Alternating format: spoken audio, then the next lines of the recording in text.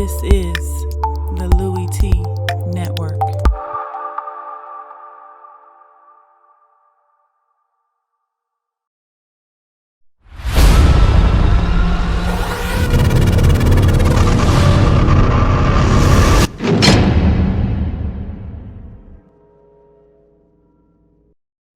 Who else could it be but me, your man, Louie Tee? Welcome to lockdown coverage, week number 14 in the National Football League. The Atlanta Falcons on the road taking on the Los Angeles Rams in what amounts to a must-win for the Falcons. You can't go on a road and lose to a rookie quarterback who hasn't won none of his NFL starts thus far in his career. I think this is his fourth start of his career. 0-3 in those starts thus far. Can't allow you, a team that has playoff aspirations, to be his first victory. You have to go and take care of business. No Julio Jones, no Mohamed Sanu in this game. Check, 1, 2, 1, 2. Guess who? No Mohamed Sanu. So you got to take care of business with the likes of Nick Williams and Taylor Gabriel and Justin Hardy. Is that going to be a problem for you, huh, Matty Ice? Nah. Defense stepped up. Matty Ice did his thing. The two-headed monster in the backfield did what they do. This offense is different when both of those backs are healthy. We're going to jump into this breakdown here in a second. But first, if you haven't already done so, what are you waiting on? Subscribe to the Louie Tee Network for more great content. And in 2016 and beyond, we're changing the game over here. I want you to help me do that by simply subscribing to the Louie Tee Network on YouTube. I'm also on Twitter. @InTheLabRoom is the Twitter handle. Go ahead and follow me on Twitter. And I'm also on Facebook. In the Lab Room is the Facebook page. Go ahead and give me a like there. So all my social media platforms in that center console up above, scrolling across the screen so you can't miss them. Go ahead, handle yours. Like the Facebook page, follow me on Twitter, and subscribe to Louie Tee Network on YouTube. That being said, let's jump into this quickly. I'm not going to waste a lot of your time because this game was a waste of time. So I'm not going to waste a lot of your time breaking it down. I'm going to just give you cold, hard facts. We're going to start with the Falcons in this game. Total domination from the opening kickoff. Rams fumble the kickoff. And we're going to talk more about that when we get to the Rams. But they take full advantage of that. First play after that, Justin Hardy with a great catch. Good to see him getting involved in this offense because if they're going to do some things moving forward, they're going to need other guys to step up outside of Julio. And check, 1, 2, 1, 2. Guess who? Mohamed Sanu and Taylor Gabriel. They're going to need other guys to step up. Of course, those running backs are huge in the success of this offense. But you're going to need other unsung heroes like a Justin Hardy to step up. That was a great catch there in that game to give them the 7-0 lead. And then they allowed the Rams to move it down the field, get the pick. And that was the story of the day, forcing and creating turnovers. The Rams would have a ton of them on the day, but this opportunistic Falcons defense starting to come together. And we've been talking about this for the last couple of weeks. Defense been playing better, although it hasn't always resulted in a victory. Even if you go back to the Chiefs game, defense didn't play badly in that game. It didn't play great. But if you look at the Chiefs' output in that game, they scored 29. 8 points in that game directly came off of picks thrown by Matt Ryan. And then you get the fake punt for a touchdown. That's 15 points. So realistically, 14 points only given up in that game by the Falcons defense. So they're getting better defensively. And I actually sat down with my sister when this game was about to start. And I said, look, you're supposed to blow these boys out. And if you're a good team and you're serious about making it to the postseason, this shouldn't even be a close contest. We shouldn't even be watching this game at the end with intent. We should be kind of glancing at that game because this game is well in hand and it's over. And by halftime, you saw where this was going. It was 21-0 at halftime. It was 42-0. Literally early stages of the fourth, late third quarter after Vic Beasley, who had himself a monster game, destroying that right tackle of the Los Angeles Rams. One-handed sack as he bull rushes the tackle into the backfield, grabs Jared Goff, tosses him down for his first sack, then comes back around, gets a sack, strip, forced fumble. You know how it goes. The trifecta, scoop and score for a touchdown. This guy's been on a tear this year, and he's a sight for sore eyes for Atlanta Falcons fans because this is what they've been waiting on when they drafted him. Now they just need a tag team partner for him. They need a guy on the opposite side because teams are going to realize, okay, this guy's dangerous now, and we need to pay a little bit more attention to him. So he's going to start getting a little bit of extra attention. He's going to get a guy that's going to bump him on the way out. He's going to get chipped. He's going to get double teamed, and they're going to ask someone else to have to beat them up front. And I don't know if the Falcons have anyone else that can do that, but they were very opportunistic in this game. They forced a fumble of Benny Cunningham reaching in the cookie jar, pulling it out.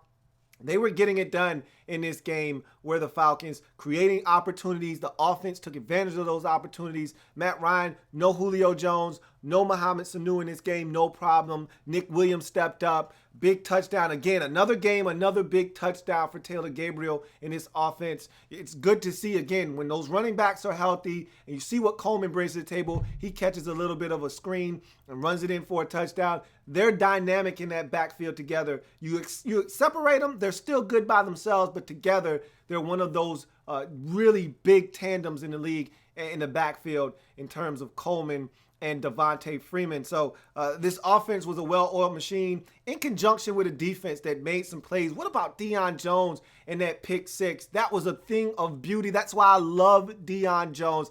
Plucking the football out of the air like a wide receiver and then showcasing that elite linebacker speed that we know he possesses to get into the end zone. His second pick six of the season, his third pick overall. This rookie is having an impact. Like I said, he's one of my favorite rookies on this team, on a team full of young players, Poole and Neal and Jones, Campbell, on a team full of young players on the defensive side of football. None impresses me more than Deion Jones.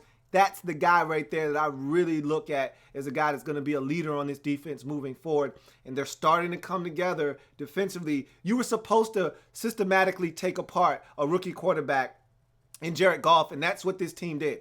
And not only did they take Jared Goff apart, but they forced turnovers, Benny Cunningham. If they want to be reckless on the opening kickoff, take that from them too. Falcons turned them over and turned those turnovers into points. And that's what good teams do. You don't kick field goals. You don't allow a bad team to stay in a ball game. You put those boys out of their misery. Nice, quick, fast, and in a hurry so that they don't have any thoughts of trying to win this football game. And the Falcons did that in this football game, improving to 8-5 and ensuring, no matter what the Buccaneers do, that the Falcons would still be in first place. Even if it's with a tie, they own the tiebreaker currently, they would still be in first place in the NFC South division. Let's go to the Rams quickly. We heard all of the nonsense all week long. Jeff Fisher, Les Snead getting the extension and all of the things coming out.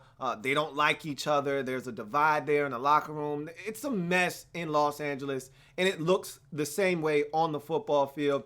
The first literally the first 5 minutes of the game, 2 turnovers. That's what bad football teams do. That's what 4-9 teams do. Opening kickoff. How often do you see the opening kickoff dropped, fumbled, and not recovered by the fumbling team? Michael Thomas, not Michael Thomas in New Orleans, the other rookie Michael Thomas at the receiver position out of Southern Miss for the Los Angeles Rams, muffs the opening kickoff, then slips trying to recover it. The Falcons pick it up. Next play, touchdown to Justin Hardy. Then they get the football. They move it down the field. They're in field goal range at worst. Jared Goff making a rookie mistake, picked off by Ricardo Allen, and that was basically all she wrote after that. That it was all downhill from there. First 5 minutes of the game, 2 turnovers, and you're asking for trouble against a high-octane offense like the Falcons. They had a number of turnovers on the day. Jared Goff throws 2 interceptions. You get a fumble from Benny Cunningham. You got the opening kickoff snafu with the fumble there. Just too many mistakes at home against a team that doesn't need your help. They're already better than you, and they needed this game, and you came out flat, and they took full advantage of it. This is a Rams team that, let's face it, okay? They're not a good football team. They don't have much that they're playing for. This roster, not the best semblance of talent. And so there's a lot of questions. We've heard Jeff Fisher say that he wasn't enamored with the talent, which was a shot at Les Snead, the GM, who also got an extension, which, again, that's a toxic relationship. You don't have to love your GM, but you don't air him out to dry in the media. You have a problem with his selections. You have a problem with the players not performing. You do that behind closed doors, not in the media. So, like I said, what you see and what you hear about is a reflection of where this organization is, and the product on the field is a representation of what's going on behind closed doors. It's a mess in L.A. right now, and I don't see this getting fixed anytime soon. We'll see what happens. The only thing you can say is Goff needs to continue to play, needs to continue to get better, and you're going to have to take your lumps. He's a young quarterback. You know the drill. You know how it goes in this league, and with the limited amount of talent around him, You're going to expect the mistakes. Really, Kenny Britt is all he has. Tavon Austin and Todd Gurley, who has had just a subpar season, and a lot of it not his fault because the offensive line isn't very good. As you saw today, Vic Beasley single-handedly taking that offensive line apart. They're not good in a number of areas on this football team, and you saw that play out on the field today as they get drubbed 42-14. At one point, this score was 42-0. Okay? The Falcons called off the dogs, so this thing could have been well into the 50s, and I don't know if the Rams would have scored if they really wanted to keep their foot down on the gas pedal. Everybody says they want the shutout, but again, at some point you say, all right, we're going to call the dogs off, and the Falcons did once it got to 42-0. Rams, this was an embarrassment, but then again, it hasn't been too many times where they haven't been an embarrassment this season, and it continues. I talked about it earlier in the season, how this team was going to be an embarrassment this year, and they're living up to everything that I expected them to do in 2016 as they get thumped, walloped, use any adjective you like, at home, 42-14 to the Atlanta Falcons and drop to 4-9 on the season. Let's get to some of your comments before we move on to the other ass whooping of the 4 o'clock hour. Packers and Seahawks. Bossaholic says Falcons ending careers out there. Trent Baalke next. Hey, look, man, you got a couple teams on the hit list, man. Be nice, man. Let's not take GMs out, man. Let's not take coaches out. Let's not do that. All right. DG Production says Vic B killing it. Mr. Jones got a pick 6. Both teams combined. How did our corners look? They're playing solid football, but again, it's Jared Goff, so you take it with a grain of salt. You don't want to overreact to what you saw. It's good to see Alford get his deal because remember, the talk was all offseason, we can't keep both of them. We got to keep one or the other. Well, we're definitely keeping Trufant. So guess that means Alford's going to have to leave. No, that's not the case. You got plenty of cap space. Why not keep both of them? I love Alford. I love what he brings to the table. He continues to play football, and so looks good. Moving forward, let's keep going and seeing what other comments they have. Let's see. Aiden Wynn says, did the defense improve to you? It's improving, but again, take it with a grain of salt. You played the Los Angeles Rams in this game. They aren't known for their offense. You saw the turnovers. You saw the mistakes. But that's what you do to teams like that. That's an impressive thing here. Let's not downplay this ass whooping as if, it's just the Rams. Beat their ass. You still have to go out and do it. And the good teams, the Patriots go out and beat ass. That's why they've been so good for so long. They don't lose to the Jacksonville Jaguars. They destroy the Jacksonville Jaguars. They don't lose to the Cleveland Browns. They destroy the Cleveland Browns. That's what the good teams in this league do. When they put a garbage team in front of you, you put them in the trash can. You take garbage, insert in can. That's what the good teams in this league do. That's what the Falcons did in this football game. That was impressive, especially the defense making the type of plays that they made.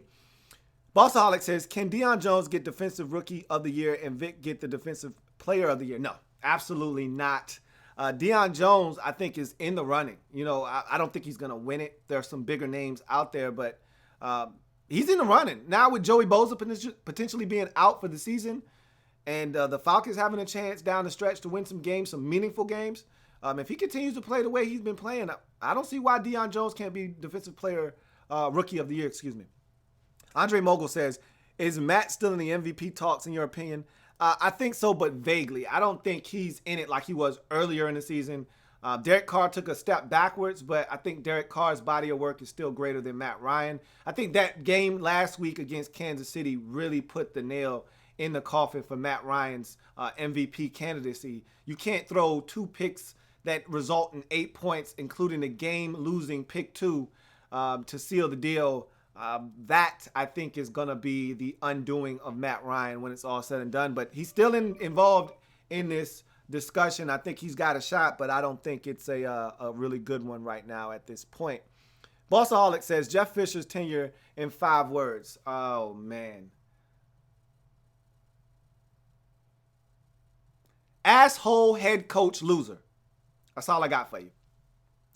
Disco Jump Rope says, Vic Beasley is tied for first place with Von Miller in sacks, and Vic Beasley has more forced fumbles this year. Rams have touchdowns at home, which is pathetic, but that's the story of the Rams. I think that's more an indictment on the Rams than it is how good Vic Beasley is, but let's not discount what this man has done this year. Remember, we were waiting for this. I'm a big Vic Beasley fan. I was waiting for this man to explode, and he's finally doing it. So I'm happy for him. And now I think they just need to get another guy on the other side, another pass rusher. And all of a sudden now this Falcons defense could go from really young and potentially good to young and potentially great if they can get another edge rusher to go along with Vic Beasley, because teams are going to start making that adjustment. They're going to start chipping, keeping a tight end in. They're going to start double teaming him. They're going to start paying more attention to him. And then we're going to find out really how good he is, because Von Miller is already seeing that star attention. Okay? And he's still producing the numbers that Vic Beasley is producing this year on one-on-one situations. Vic Beasley isn't seeing double teams. He's not seeing a bunch of chips right now. Those are going to come as those numbers continue to swell. Teams start paying attention to this guy. They're going to start giving him that star treatment. Will he still be able to be as productive as he's been this season? We'll see. Captain Spartan 04 says, who thought it would be a good idea for the Rams to go to L.A.? Well, look, bottom line is no one was watching in St. Louis, so you might as well go to L.A. at least. Even if they're getting their ass whooped, it's sunny, it's 75 degrees, it's L.A. Look, it's still positive. It's still L.A., and they can have Super Bowls out there. It'll be a big party, whether the Rams are good or not. DG Productions, glad to see we let Julio and the other fellas chill and heal while we stomp them boys out. Yeah, and if you're going to have a game where your top two receivers don't play, this is the game to do that. You know what I mean? San Francisco, if they're not ready to go next week, you can do it again because those boys stink. Like, this is the time to rest up, get healthy, and get these boys ready for the stretch run when you got to play teams in the division like Carolina again and like New Orleans again. So you need to have those boys, because that family business a lot tougher than going out west and taking on these clowns and destroying them. So you're going to need those boys down the stretch. So this was definitely a week to get some rest in and get these guys ready to go. Bossaholic says the Panthers and Saints out of the playoffs. Eat some crow, Lou. Wait, look, man. I ain't going to run from it. I've been told you that I was wrong. I was wrong about the Panthers. I was wrong about the Saints. They've had opportunities. Both teams have had opportunities this year, and they both failed. They're still teams that don't know how to win. And so I don't have a problem telling you I was wrong. You know that. I told you when I'm right, you damn right I'm going to tell you I'm right. But when I'm wrong, I'm also going to tell you I was wrong. And I was wrong. The Falcons are much better than I ever thought they could be. And I told you that after Week 5, I believe it was, when you went on the road and beat Denver, and then you went to Seattle and should have won that game. I told you then that I was wrong. I ate crow then. But if you want me to eat more crow, I don't mind. Pass it to me. I'll stuff it in my mouth. I don't have a problem admitting when I'm wrong. I tell y'all that all the time. That's one thing. I'm not a overly prideful guy. My ego doesn't get in the way, because I'm going to be right a ton and I'm going to be wrong a ton. So when I'm wrong, I'm going to tell you, but you best be sure that when I'm right, you damn sure going to hear about it. That's for sure. Aiden Wynn says, our pass rush has improved and we keep making little mistakes. What position struggled to you in this game? You didn't have many struggles in this game, but like I said, the biggest thing for me with this team moving forward is consistency, okay? You're not always going to get off the field. You're not going to create 4 or 5 turnovers every game. You're going to need to get off the field on third downs. That's going to be the key. You did that well this game. You stopped the run consistently, but everybody's been stopping the run against the Rams, which is why Todd Gurley's been having just an abysmal season. You want to see consistency. I want to see you stop the run against a 49ers team that they can run it a little well. I think, if I'm not mistaken, their running back had 193 yards rushing or something like that today. They can run the football with Colin Kaepernick and Carlos Hyde. So I want to see you stop the run next week. I want to see you continue to get off the field, whether it be turnovers or third down, getting stops. Consistency is what we're looking for with this Falcons defense. And let me get out of here. I got another breakdown to go, and I want to be in front of the TV for when the Giants and the Cowboys start. I see your comments. Sorry I can't get to these last two, but I'm going to go ahead and move on and wrap this thing up. Falcons get it done, 42-14, moved to 8-5 on the season, still have first place in the NFC South. They got company as the Bucks took care of the New Orleans Saints, and so both teams are 8-5, but the Falcons currently have the better record inside the division. So by virtue of the tiebreaker, Falcons still leading that division, but they have company, so they have to continue to win. Meanwhile, the L.A. Rams are a mess. They scored 14 points in this game. It was 42-0. 2 turnovers in the first 5 minutes of the game. They're dysfunctional on and off the field.